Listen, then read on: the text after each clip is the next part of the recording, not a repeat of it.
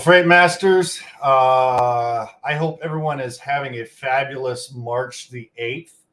I know the title of this video sounds like doom and gloom, but you're going to want to stick with me till the end because it is not all doom and gloom. I'm gonna give you some light at the end of the tunnel. Okay. That being said, it is a balmy 37 degrees here where I'm at in Michigan. It is practically t-shirt and Bermuda shorts, crank up the boombox, type weather. But maybe if it was a Saturday, right? But we're working. So like I mentioned, this video isn't going to be all doom and gloom. There is light at the end of the tunnel. So stick with me till the end. I've got some great news for you at the end. Okay. So that being said, don't forget to like, share, subscribe. All right. A recent survey, and excuse me, I'm kind of going off of my notes here a little bit. In a recent survey, more than a third of owner-operators are leaving the industry in the second half of 2023 if the market doesn't improve, right? I mean, think about that for a minute. Can you even imagine what would happen if a third of capacity just bailed, right? Yeah, exactly. So if the market doesn't rebound significantly in the second half of 2023, they will fold their business. Now, of that, a fraction of those have decided to maybe lease on or become a company driver with larger fleets or something. But a majority of those would inevitably end up falling by the wayside, right? And something that I've expressed exclusively on this channel is that I never want to see anybody fail. And it kind of sucks. But as the economy kind of grows and pulls back, we see market conditions, usually about every year and a half, that bullwhip effect or that ebb and flow that we've talked about in previous videos always kind of tends to happen. So for a lot of those carriers, those owner operators that jump into the industry when the market's good, that aren't always aware of that, right? Then they end up kind of getting stuck. And so, because they think it's going to continue. In fact, just in the past week alone, and not to get off track, I'll get back to this.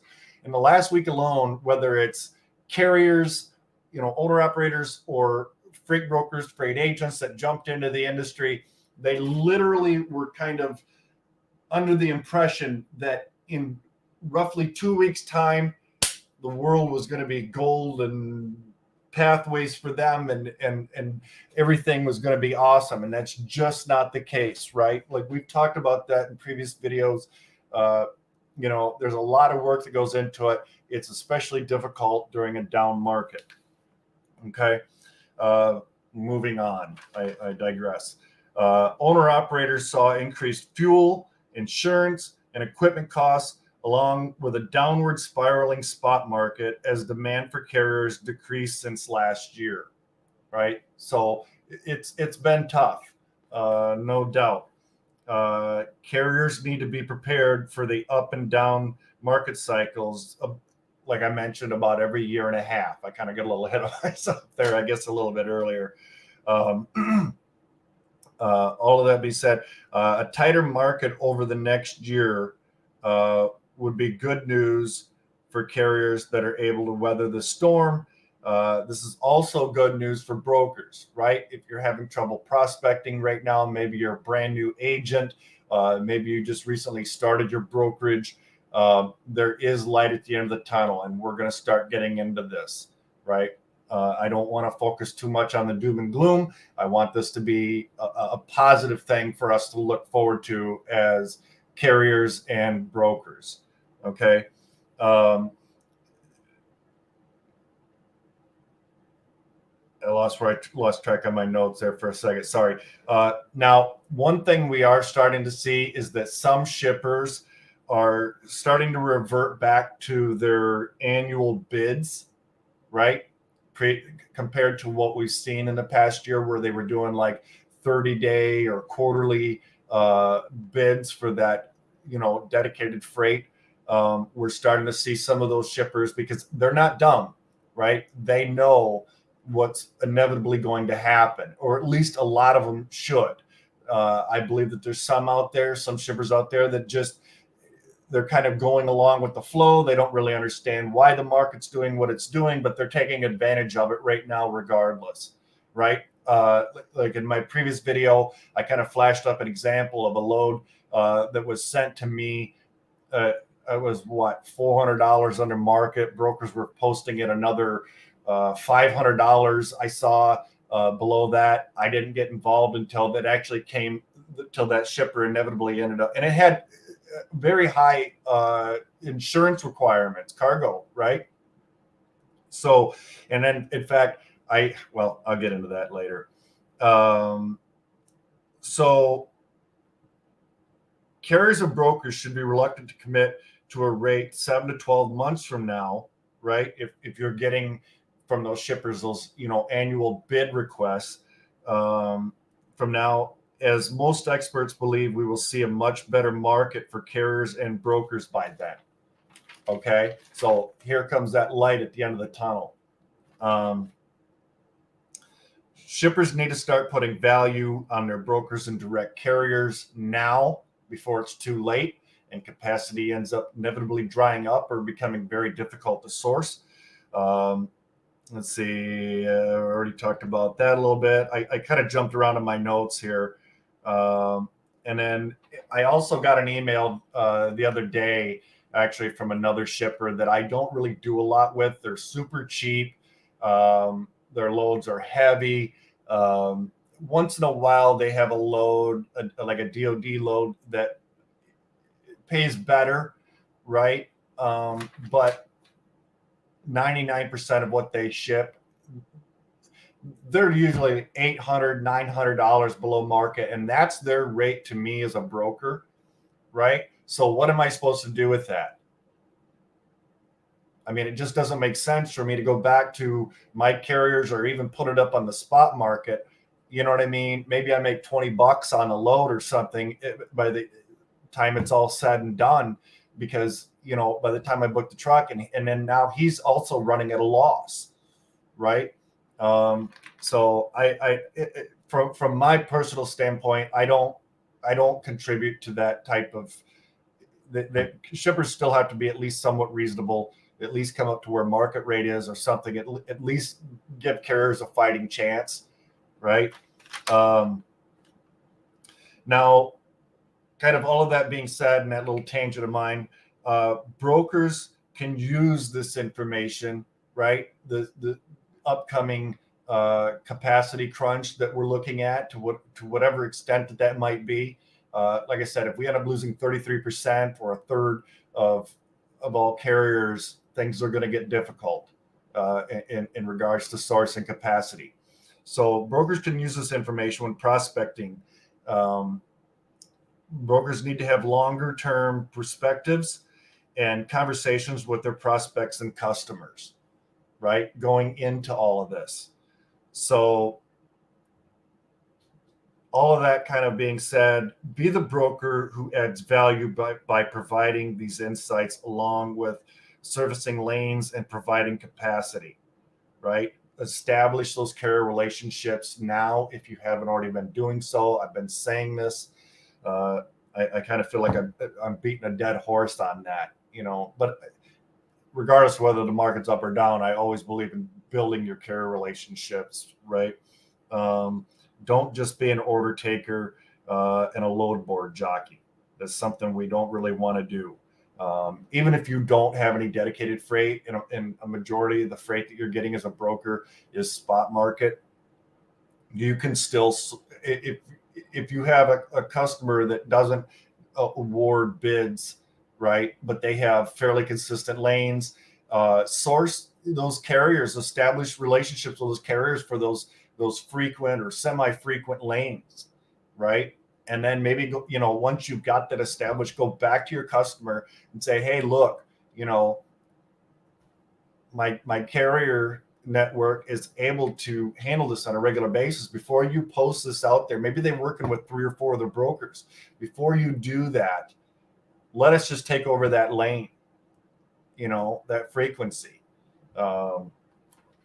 So don't always just be a load board jockey, right? So I hope that this helped you guys out. Like I said, I never want to see anybody fail. Just kind of recap a little bit, carriers saw higher fuel costs, equipment costs, insurance costs, and everything, all the while with the market going down. Inevitably, that's kind of led us to where we are now. And a lot of carriers kind of more or less folding up and closing their doors. I really kind of hope that doesn't happen. I think in order for the market to kind of, it's all been kind of wrapped up with the economy, inflation, and all of that, right? I'm not going to bore all of you guys with a bunch of that, but inevitably that's what it kind of comes down to. So with all of that being said, I'm going to go ahead and close this down. Oh, we have a comment. As a new broker, what commodities would be recommended we prospect right now? They're making calls, but everyone is slow. Right. So that's sort of the $1 million question, right? And I get that so often. And thank you for the question, by the way. Everybody goes, well, what type of freight should I go after? There's no magic bullet. There's no golden answer to that. There's really not. One thing I could kind of mention is, I mentioned, I think in one of the more recent previous videos that I've done, is that with the housing market kind of the way it is right now, one thing you could focus on is like building materials.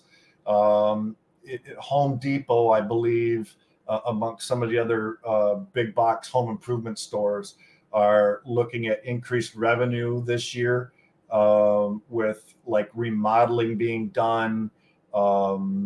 Maybe someone wants to put an addition onto their house, things like that. Maybe they don't have a garage. They're going to build a garage rather than sell. Because with interest rates being with the way they are, again, I'm not going to get into all of that. I'm just going to kind of summarize, with that being the housing market, I would maybe look into building material type stuff. Probably a lot of that'll be on open deck type freight. Some of it might go on dry van, but that would be one area that I might look into. A lot of those customers are going to be more open to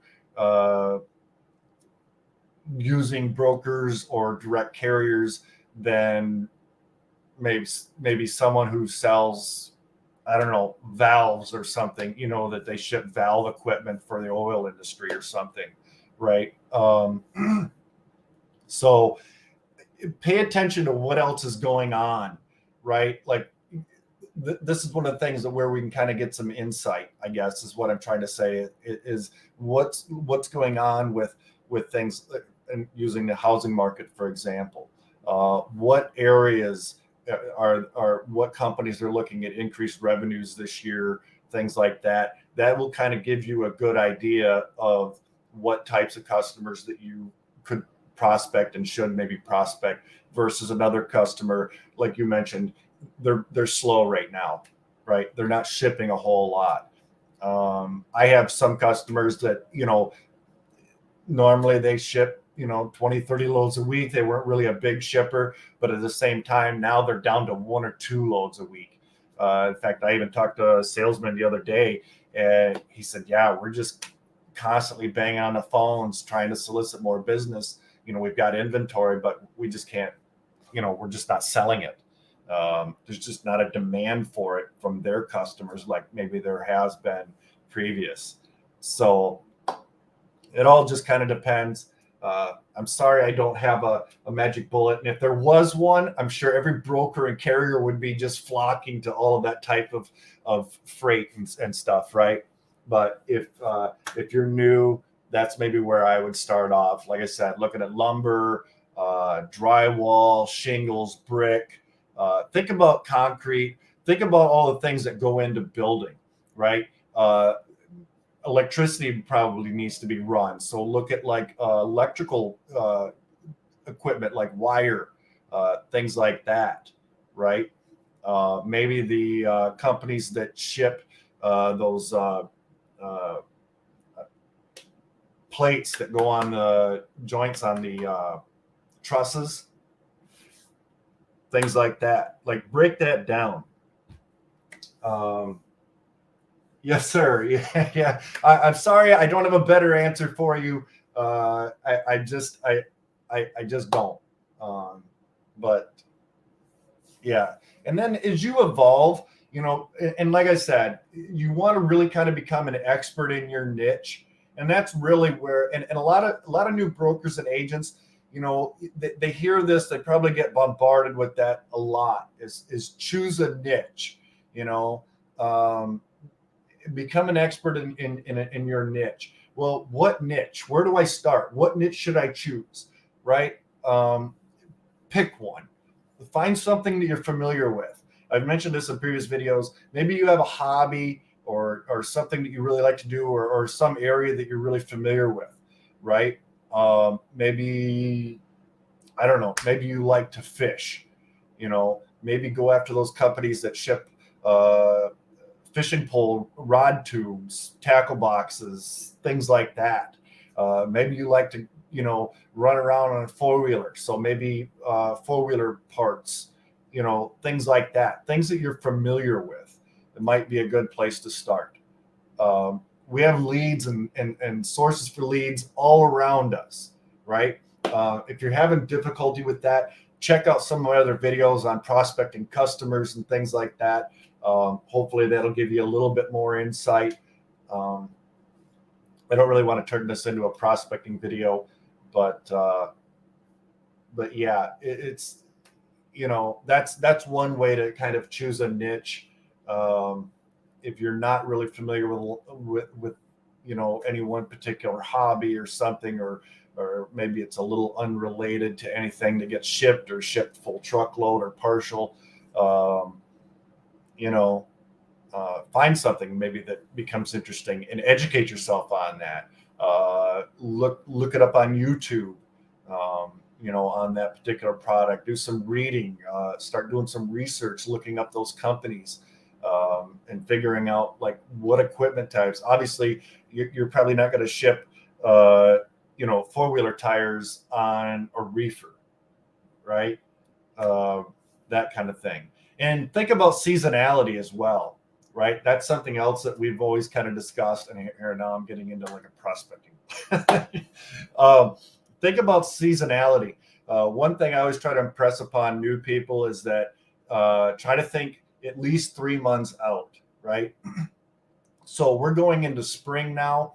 If you're getting into, say, produce, for example, which is an example we oftentimes use, is that you should have been prospecting produce shippers like probably in January or December, sometimes even November, because by the time we start getting into the end of February, March, where we're at now, those produce shippers have already acquired the brokers and direct carriers that they need, right? So think about like lawn fertilizer, maybe, and again, the building materials, things like that. Start thinking about fall, pumpkins, winter, Christmas trees, right? Snow blowers for, the northern climates. I know probably a lot of you guys down in maybe Southern California and places like that, or Florida, don't have a need for that kind of thing. Snowmobiles, four-wheelers. Find out where a lot of four-wheelers are being sold, like, going back to that example. But think seasonality, right? If you're having trouble with shippers that maybe ship, year round, and while those shippers might not be ready to ship right now, you're set up with them long term, right? You're set up with them now before they're ready to ship. So that kind of gives you a new customer to add to your book of business that's coming up, right? So that's one thing to kind of think about. I guess now that we're kind of on the topic, does anybody else have any questions about that? I'd be more than happy to answer you. And if you guys are looking for LinkedIn prospecting, if you're having trouble maybe getting a particular shipper on the phone, you need an email script, things like that, there's a link down below. I believe I posted for the LinkedIn prospecting. you can visit that link, and I've got other stuff on that site there for you as well. And you can kind of edit that to your own particular needs. They're examples for sure. And like I said, what I do on a cold call might not necessarily be what works for everybody else on a cold call. Everybody kind of has to be unique, right? And while I don't totally believe in scripts, you can take a script, practice it till it kind of flows, right? And so till you get to the point where it doesn't sound like you're reading from a script. Practice in the mirror, practice with your significant other, friends, whatever, your cat, your dog, your goldfish, I don't care. Practice, practice, practice, right? Kind of like the old saying, how do you get to Carnegie Hall? Practice, right? How would you reach a warehouse distribution that has capacity of their own, asked to get on their load list? Hey, right. So if there are some shippers that have their own trucks, depending upon how much business they're doing and what their fleet size is, a lot of people will look at a prospect and say, oh, they've got their own trucks, I'm not even going to bother calling them, right? Don't pass them by. Because I'll tell you, I have picked up shippers that have their own trucks, they have their own drivers and things that maybe handle a majority or even just a portion of what they ship, but they have overflow freight that doesn't go on their own trucks. Maybe their trucks only run locally or regionally, but they've got some long haul freight that they obviously need to outsource to other brokers or direct carriers to handle, right? Maybe their fleet is only day cab and that kind of thing. So yeah, I would approach them and just more or less, ask them if they have any overflow freight that you could assist them with.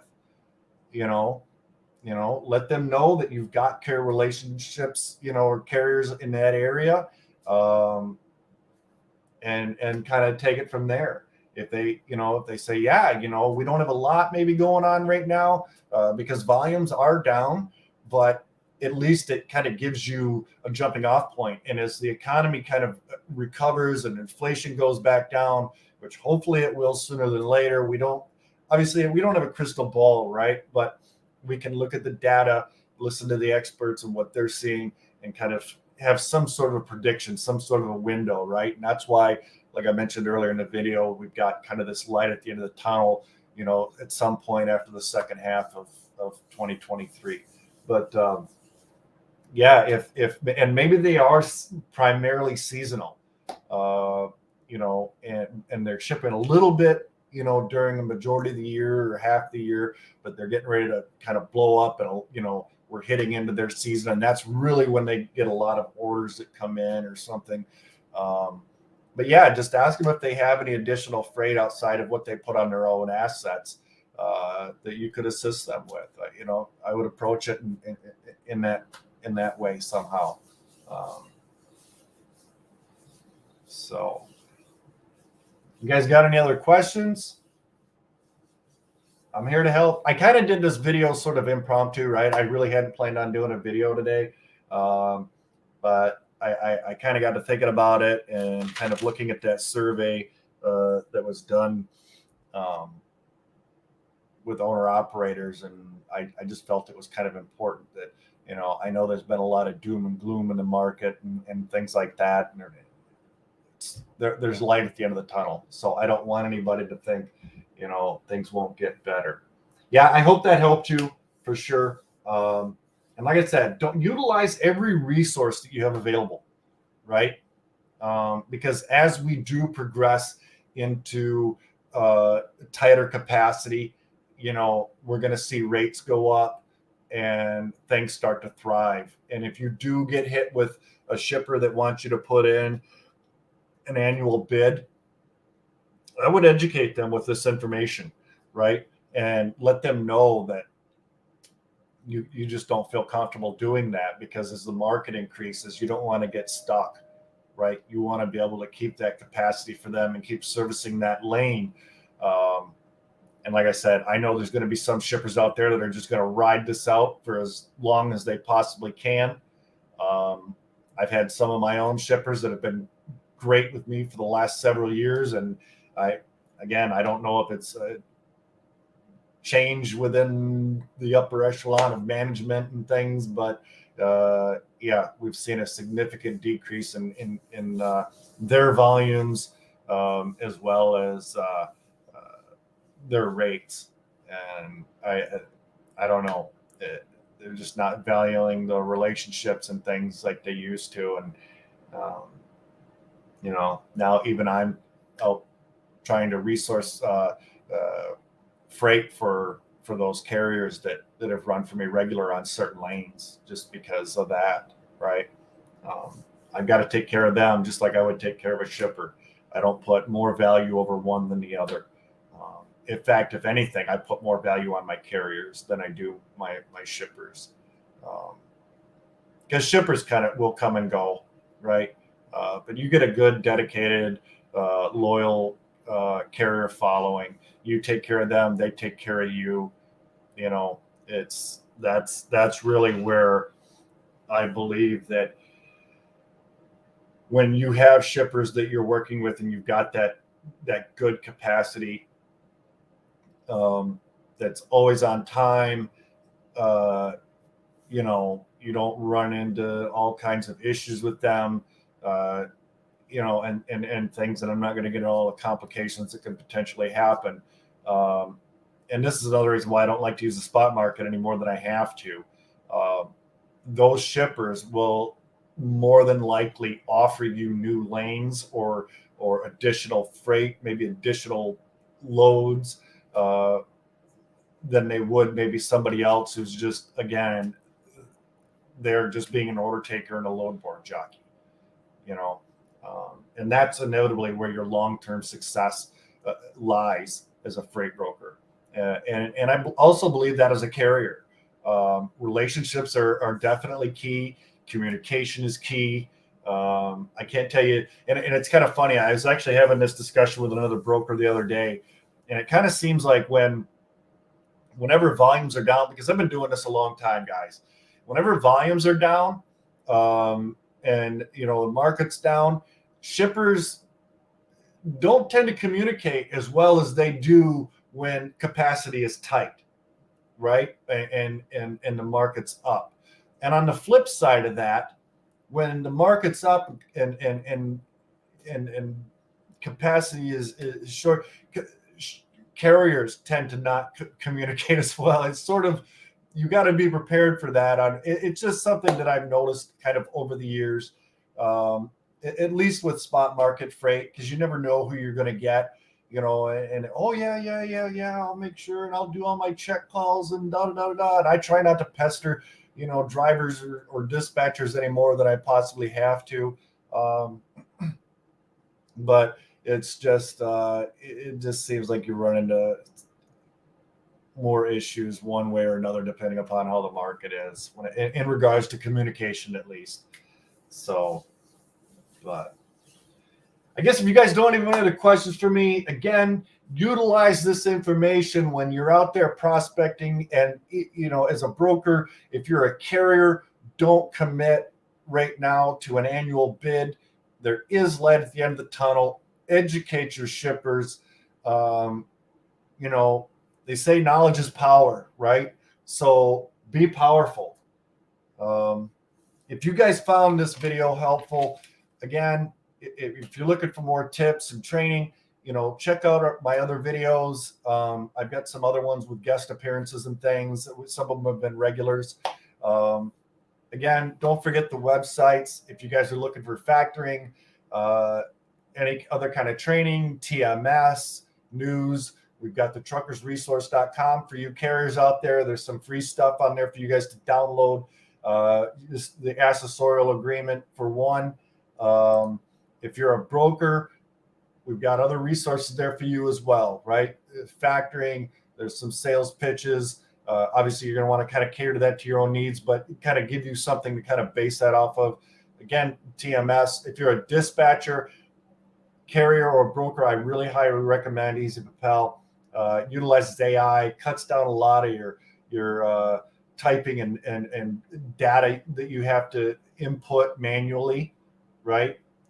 So it's a really great, and it's very cost effective compared to a lot of the other TMSs out there.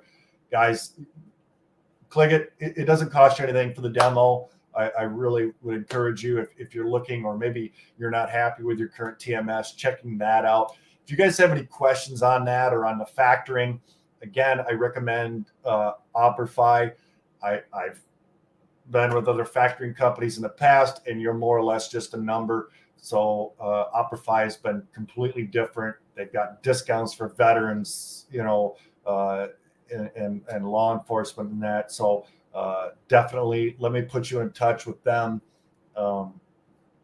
And you'll definitely see the difference. And again, they've got, and actually Operify has some upcoming training programs for carriers and brokers for carriers, you know, more or less, you know, how to stay profitable and increase profits.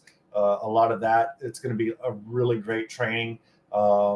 And for brokers, you know, a lot of that on, you know, getting your credit score, your days to pay, all of that kind of stuff, right? It's Operify, ultimately, they don't succeed unless you succeed, right? And so rather than treating you like a number, they really are putting out as much information out there as possible. Maybe you're a carrier that hasn't been paid. It's been over 30 days now, and the broker's giving you a runaround and that kind of a thing. And you need to file on their bond. There's information there on how to do that. I can't tell you the number of times I've seen, how do I file on a broker bond? Where do I start? What do I do? Where do I go? There's information there for you guys, right? Maybe and they'll help you avoid the whole double brokering thing, right? All the scamming that's kind of going on, because they'll look at that stuff and go, seems shady to me, you know. So they really put a lot of work into your success. If you guys are looking for if you're just getting started, you need a load board.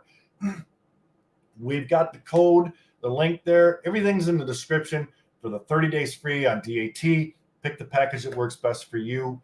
But I know I kind of get a little winded there.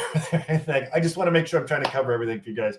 But yeah, we've actually run a little over half an hour now. I actually didn't mean for this video to be that long, but I hope I was able to answer your guys' questions and that you found this insightful. And again, as always, be kind to one another. Have a great week, guys. Bye-bye.